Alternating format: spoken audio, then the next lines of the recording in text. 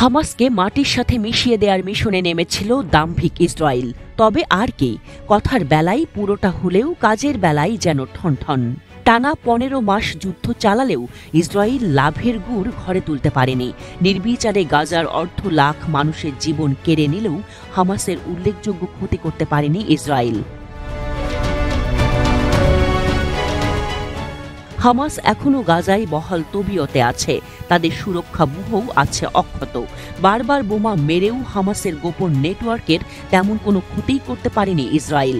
উল্টো গাজার অরিতে গড়িতে স্থল অভিযানে গিয়ে বোকা হাঁসের মতো নাকানি চুবানি খেয়েছে ইসরায়েলি বাহিনী।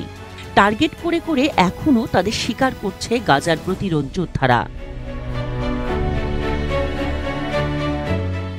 গাজার মাটির নিচে এখনও অক্ষত বহু সুড়ঙ্গ।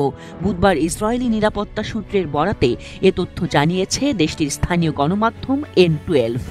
N12-এর তথ্য মতে হামাসের মাত্র ১/৪ টানেল ধ্বংস করতে পেরেছে ইসরায়েলি সেনাবাহিনী IDF। বেশিরভাগ টানেলই এখনও অক্ষত এবং এসবের ভেতর চলছে হামাসের কার্যক্রম পরিকল্পনা। এসব টানেলের বেশিরভাগই গাজা থেকে মিশরে সংযুক্ত। এই চোরাপথ ও মিশর গাজা সীমান্তে ষড়যন্ত্রের অজুহাত দিয়ে ফিলাডেলফিয়া করিডোর থেকে সেনা প্রত্যাহার করতে অস্বীকৃতি জানাচ্ছে ইসরায়েল। দাবি, অস্ত্র পাচারের আশঙ্কা এসব পথে।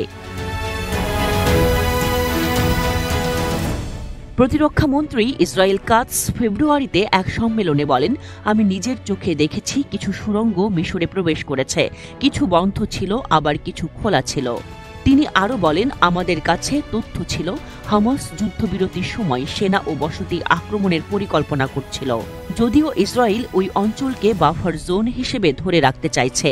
অনেক বিশ্লেষক মনে করেন এতে অস্ত্র পাচার পুরোপুরি থামবে না। এই প্রতিবেদনটি এসেছে ঠিক তখন যখন গাজায় আবারও যুদ্ধ শুরু হয়েছে এবং মার্চের শেষ দিকে রাফাহ এলাকার বাসিন্দাদের সরে যেতে সামরিক নির্দেশনা জারি করা হয়েছে।